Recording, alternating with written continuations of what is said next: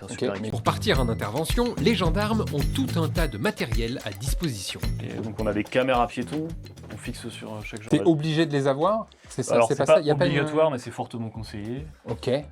Donc on en a quelques-unes, on a des radios, et après du coup on a aussi de l'armement, Ah oui, c'est des tasers. les tasers. Ouais. Pareil, chaque patrouille quand on part, on a au moins un taser dans la patrouille, c'est un Ok, super mais équipement. il n'y a pas que taser, il y a taser et arme de poing. Tout à fait, bah, de toute Ok, façon ah, tous bah, les tu l'as là. gendarmes ont leur arme de poing. Notamment depuis les attentats du Bataclan, où on a eu le droit de le porter en civil. On l'a chez nous aussi, on est en vacances, en repos, donc après on a aussi des grenades, mais... Ah, il y a des grenades carrément. Ouais, des grenades de désencerclement. Une personne par exemple qui a la main nue, on va pas lui tirer dessus quoi.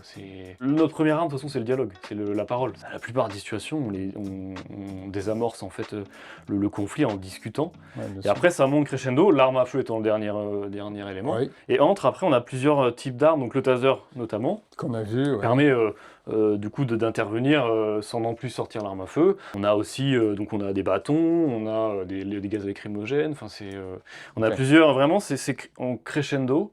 Et c'est vrai que l'idée étant de servir de l'arme à feu le moins possible, parce sûr. que en face il y a quand même une personne, une vie, Oui, et ça ça. c'est quand même la chose à respecter.